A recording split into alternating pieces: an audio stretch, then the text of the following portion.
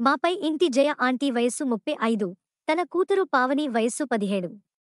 పక్కింటి ఆంటీ వయస్సు 38, తన కూతురు వయస్సు. ఫస్ట్ పావని ని లైన్లో పెట్టి దెంగాను.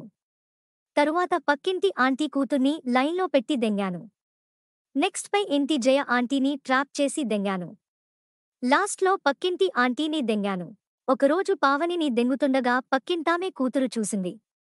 తరువాత నాకు చెప్పింది, ఏంటి కథ, నువ్వు నన్నే కాకుండా పావనిని కూడా దెంగుతున్నావా అని. నీకు ఏమైనా ప్రాబ్లమా అన్నాను. అదేం లేదు, నువ్వు మా ఇద్దర్నీ చేస్తున్నట్టు నాకు తెలుసు కాని తనకు తెలీదుగా అంది. నేను నవ్వుకున్నాను. ఒకరోజు పక్కింటి పిల్లని దెంగుతుంటే పై ఇంటి జయ ఆంటీ చూసేసింది. ఏంటిరా నన్ను దెంగుతున్నావ్ చాలదా, ఆ పక్కింటి పిల్లని కూడానా అంది. నీకు ఏమైనా ప్రాబ్లమా అన్నాను. అదేమీ లేదు కాని ఇంత ఒంపు సోంపుడు ఉన్న నేను ఉండగా సన్నగా ఉంటుంది, ఆ పిల్ల ఎలా నచ్చిందా అని అంది. ఆ అమ్మాయి పోనీటెయిల్, ఆ కసి కళ్ళు, చిన్న సళ్ళు చాలా టెంప్టింగ్గా ఉంటాయి, అందుకే తను నచ్చి దెంగుతున్నా అన్నాను. ఒకరోజు పై ఇంటి జయ ఆంటీని దెంగుతుండగా పక్కింటి ఆంటీ చూసేసింది. ఏంట్రా నువ్వు మీ పై ఇంటి జయని కూడా దెంగుతున్నావా అంది. అవును, నీకు ఏమైనా ప్రాబ్లమా అన్నాను. అదేం లేదు కానీ దానికి తను అందగత్తెనని గర్వం. వీధిలో కుర్రాళ్ళు చాలా ట్రై చేస్తున్నారు దాన్ని. అందరితో క్లోజ్గా మాట్లాడుతుంది కానీ ఎవ్వరికీ ఛాన్స్ ఇవ్వలేదు. అలాంటిది నీకు ఎలా పడిందా అని అంది. నేను నవ్వి అది సీక్రెట్లే అన్నాను తనని అల్లుకుంటూ. నువ్వు దొంగవిరా, నన్ను నైస్గా మాటల్లో పెట్టి దెంగావ్, అలాగే దాన్ని కూడా లైన్లో పెట్టుంటావ్ అంది. ఒకరోజు పక్కింటామెని దెంగుతుండగా పావని చూసేసింది. ఒక్కడినే ఉన్నప్పుడు నువ్వు పక్కింటి ఆంటీని చేస్తుండగా నేను చూశాను అంది. నీకు ఏమైనా ప్రాబ్లమా అన్నాను. అదేం లేదు కానీ పక్కింటి ఆంటీ ఛామన ఛాయలో కొంచెం బొద్దుగా, కొంచెం పొట్టిగా ఉంటుంది కదా, తెల్లగా అందంగా ఉండే నన్ను దెంగుతూ కూడా ఆంటీ నీకు ఎలా నచ్చిందా అని అంది. పక్కింటామె చూపులో కసి ఉంటుంది. మామూలు చీరలు కట్టినా ఆ కట్టడంలో ఏదో సెక్సీనెస్ ఉంటుంది. తన షేపులు బాగుంటాయి అన్నాను. ప్రతివాళ్లు వాళ్ళిద్దరినీ మాత్రమే దెంగుతున్నాను అనుకుంటున్నారు, కానీ వాళ్ళందరికీ తెలియని విషయమేంటంటే ఒకరికి తెలియకుండా ఇంకొకర్ని దెంగుతున్నాను. ఒకరోజు నేను టీవీ చూస్తున్నాను. పావని నా కాళ్ల మధ్య కూర్చుని నా దాంతో ఐస్క్రీం ట్రై చేస్తోంది. అప్పుడు పక్కింటి ఆంటీ చూసేసింది. నేను పక్కింటి ఆంటీ ఇద్దరం సేదతీరుతున్నప్పుడు నువ్వు నన్ను, జయనే కాకుండా జయ కూతురు పావనిని కూడా దెంగుతున్నావ్ కదా అంది. నేను నీకు ఏమైనా ప్రాబ్లమా అన్నాను. అదేం లేదు, తల్లీ కూతుళ్లను ఎలా అంది. అసలు తల్లీ కూతుళ్లను కలిపి చేస్తే ఇంకా బాగుంటుంది అన్నాను. ఆహా, అలాగా, కోరికలు బాగానే ఉన్నాయే అబ్బాయిగారికి అంది నా బుగ్గ గిల్లుతూ. నేను నవ్వుతూ నువ్వు ఒక్క ఛాన్స్ ఇవ్వొచ్చుగా ఆంటీ అన్నాను. నన్ను ఆల్రెడీ దెంగుతున్నావు కదా అంది పక్కింటి ఆంటీ. అది కాదు ఆంటీ, తల్లి కూతుళ్లతో త్రీసం గురించి అన్నాను. చంపేస్తానురోయ్ పిచ్చి పిచ్చి వేషాలు వేస్తే. అది అసలే చిన్నపిల్ల అంది. అదేం చిన్నపిల్ల కాదు, పెళ్ళైతే ఇప్పటికి ఇద్దర్ని కనేది. అయినా నీ కూతురి వయస్సులో నీకు పెళ్ళయింది కదా అన్నాను. అవుననుకో, అయినా అలా చేయకు, అయినా అది ఒప్పుకోవాలిగా అంది. తను ఒప్పుకుంటే నీకు ఓకే నా అన్నాను ఆశగా. ఏంట్రోయ్ నీ వ్యవహారం చూస్తుంటే దాన్ని కూడా లైన్లో పెట్టావా అంది. లేదు, తనే నన్ను లైన్లో పెట్టాలని ట్రై చేస్తోంది అన్నాను. ప్లీజ్ రా, దాన్నేమీ చేయకు, నేను ఉన్నాను కదా నీకు అంది. అబ్బా ఛా, మరి పావనిని చేసినప్పుడు ఏమయ్యాయి ఇవన్నీ అన్నాను. తను మౌనంగా ఉంది. సరే ఆంటీ, నాకుగా నేను ఏమీ చేయను, మీ అమ్మాయి నన్ను బలవంతం చేస్తే నేనేమీ చేయలేను, అసలే మీరంతా అందగత్తెలుగా అన్నాను. నా మాటలకు తను నవ్వుతూ నా కూతురు అలాంటిదేమీ కాదు అంది నవ్వేస్తూ.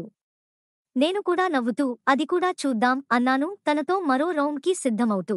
శ్రీముఖి పాలుకుండల్లో ఉన్న పాలు ఎన్ని తాగినా తరిగేవి కాదు. వాటిని ఎంతో ఇష్టంగా పిసుకుతూ తన ముచ్చికను నోటిలో పెట్టుకుని చీకుతూ శ్రీముఖి ఒడిలో పడుకుని పాలు తాగుతుంటే శ్రీముఖి నా మొడ్డను పిసుకుతూ, పాముతూ, ఆడిస్తూ ఉండేది. అబ్బా, ఆ సుఖాన్ని మాటల్లో వర్ణించలేను. శ్రీముఖి వెచ్చను నోటిలో నా మొడ్డని తలుచుకుంటుంటే శ్రీముఖిని ఎప్పుడెప్పుడు దెంగుడామా అని మనస్సు ఉవ్విళ్ళూరుతోంది. నిన్న వాట్సప్ గ్రూప్లో నా స్నేహితురాలు ప్రియ కలిసింది. ప్రియని కలిసి చాలా సంవత్సరాలు అయ్యింది. కాలేజ్ అయిపోయిన తరువాత ఒక సంవత్సరం కలిసి గ్రూప్స్కి కోచింగ్ తీసుకున్నాం. మళ్ళీ ఇప్పుడే తను కలవడం. చాలాసేపు చాట్ చేసుకున్నాం. ఎన్నెన్నో మధుర స్మృతులు. ప్రియని మొదటిసారి కాలేజ్లో చూసినప్పుడే నాలో ఏదో అలజడి. మొదటి చూపులోనే తనకి కనెక్ట్ అయిపోయా. Love at first sight. పెద్ద కళ్ళు, సన్నని నాసిక, చిన్న పెదవులు, తీరైన నడక, నాకు తనో అద్భుతం. హీరోయిన్ అనుష్కని చూస్తే తనలానే ఉండేది. ఎందుకంటే తనతో పరిచయం అయ్యేనాటికి సూపర్ మూవీ షూటింగ్ కూడా స్టార్ట్ అవ్వలేదు. అనుష్కని చూసినప్పుడల్లా నాకు ప్రియానే గుర్తు వచ్చేది. మొదటి ప్రేమ అంత ఈజీగా పోదు. కాదు కాదు, అస్సలు పోదు. తను దగ్గర ఉంటే గాలిలో తన పరిమళం, తన చీర పైట్ సవ్వడికే నా గుండెలో వీణలు మ్రోగేవి. తనకు పెళ్లి అయ్యి ఒక పాప. తను మొదట నన్నే పిలిచింది. తన పెళ్లికి నేనే వెళ్ళలేకపోయా. కాదు, వెళ్ళే ధైర్యం చేయలేకపోయా. తనని ఎప్పుడూ నా భార్యగా నా పక్కనే ఊహించుకునేవాడిని. అలాంటిది తనని ఇంకొకరి పక్కన చూడలేక తన పెళ్లికి వెళ్ళలేfu. ఇదిగో ఇన్నాళ్ల తరువాత మళ్ళీ వాట్సాప్లో కలిశాము. ఫోన్లో చాలా సేపు మాట్లాడుకున్నాం. ఎన్నో ఊసులు. మళ్ళీ నేనుగా మొన్న ప్రియ నన్ను తన ఇంటికి పిలిచింది. ఇల్లు చాలా నీట్గా, అందంగా ఉంచుకుంది తనలాగే. తన పాప భలే ముద్దుగా ఉంది, అచ్చు తన పోలికే. అంశుని నా గుండెలకు హత్తుకుంటే నా పాపనే ముద్దు చేసినట్లు మనస్సు పులకరించి తన మీద అవ్యాజ్యమైన అనురాగం ఏర్పడింది. మీవారు ఎక్కడ ప్రియా, ఇంకా ఆఫీస్ నుండి రాలేదా అన్నాను కాఫీ తాగుతూ. ఆయన క్యాంప్కి వెళ్లారు అంది. తన ముఖంలో నిర్లిప్తత. నా మనస్సు చివుక్కుమంది. ఏమైంది ప్రియా? మీవారు నిన్ను సరిగా చూసుకోవట్లేదా? చూసుకోవడానికి బాగానే చూసుకుంటున్నారు, ఈ ఇంట్లో వస్తువుల్ని కూడా, అలాగే నన్ను. అంతే అంది విరక్తిగా. నాలో అంతులేని బాధ. ప్రియా అంటూ తనని హత్తుకుని ఏడ్చాను. నా చర్యకు ప్రియ హతాశురాలయ్యింది. తనే నన్ను ఓదార్చాల్సొచ్చింది. అలా మా పునఃపరిచయం నాలో ముడుచుకుపోయిన నన్ను చిగురింపచేసింది. తనతో గడిపే ఆ కాసేపు నాకు చాలా విలువైన మధుర క్షణాలు. ఒకరోజు వాళ్ళింటికి వెళ్లేప్పటికీ ప్రియ పాపకి బట్టలు మారుస్తోంది. హాయ్ ప్రియా అన్నాను పాపను ముద్దు చేస్తూ. రా శ్రీనివాస్ కూర్చో అంది నాకు కాఫీ తేవడానికి కిచెన్లోకి వెళుతూ. ప్రియ ముఖం ఎందుకో ముభావంగా ఉంది. ఏమైంది ప్రియా అన్నాను తన దగ్గరికి వచ్చి. తను నా కళ్లలోకి చూసింది. తన కళ్లలో కన్నీరు చూస్తేనే అర్థమయ్యింది తనెంత బాధపడుతోందో. వాళ్ళాయన మీద చెప్పలేనంత కోపం వచ్చింది. మహారాణిలాగా చూసుకోవాల్సిన నా ప్రియ మీద చెయ్యి చేసుకున్నందుకు. ఇదంతా నాకు మామూలే శ్రీ అంది విరక్తిగా ఒక నవ్వు నవ్వి. గుండెల్ని మెలితిప్పుతున్నట్లు బాధ. ప్రియా అంటూ తనని కౌగిలించుకున్నాను. తను కూడా నన్ను హత్తుకుని ఏడుస్తోంది. I love you Priya, I love you అన్నాను తనను అలాగే హత్తుకుని. ఐ టూ లవ్ యూ రా శ్రీ. ఇంతకుముందే నువ్వు నన్ను ఎందుకు లవ్ చేయలేదు? నీ ప్రేమ నాకు కావాలి శ్రీ అంది వలవలా ఏడుస్తూ. నాలో చెప్పలేనంత బాధ, ఆనందం కలిసి ఏదో తెలీని ఆవేశం. తన ముఖాన్ని నా చేతుల్లోకి తీసుకుని తన కళ్లలోకి చూస్తూ. మా పెదవులు మొదటిసారి కలుసుకున్నాయి. ఇద్దరిలోనూ తెలీని ఆవేశం. పోగొట్టుకున్నదేదో దొరికిన ఆనందం. మా బట్టలు మా నుండి వేరయ్యాయి. ఇద్దరి శరీరాలు ఒక్కటే అన్నంతగా పెనవేసుకుపోయాము. గాలికూడా మా మధ్యకు రాలేక వేడెక్కి దూరంగా పోయింది.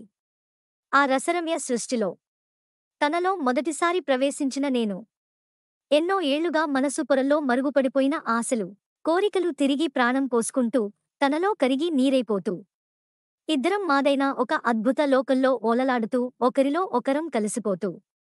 అలసి సొలసి విరిసిన తన పువ్వులో నా తుమ్మెద జరి. చెరిగిన బొట్టుతో అలసిన ప్రియ ముఖంలో ఏదో ఆనందం. ప్రియ నన్ను గట్టిగా హత్తుకుని నా గుండెల మీద తల పెట్టుకుని పడుకుని ఉంది. తన ముఖంలో చాలా ప్రశాంతత. ఆనందంతో వెలిగిపోతున్న తన ముఖాన్ని తడుముతూ తన నుదుటి మీద ముద్దు పెట్టుకున్నాను. మళ్ళీ నా ప్రియని నాకు ఇచ్చిన దేవునికి మనసులోనే వేయి నమస్కారాలు చేసుకున్నాను కృతజ్ఞతతో. ఈ వీడియో కనుక మీకు నచ్చితే ఈ వీడియోని లైక్ చేయండి, షేర్ చేయండి. ఇలాంటి మంచి వీడియోస్ కోసం మా ఛానల్ని సబ్స్క్రైబ్ చేయండి.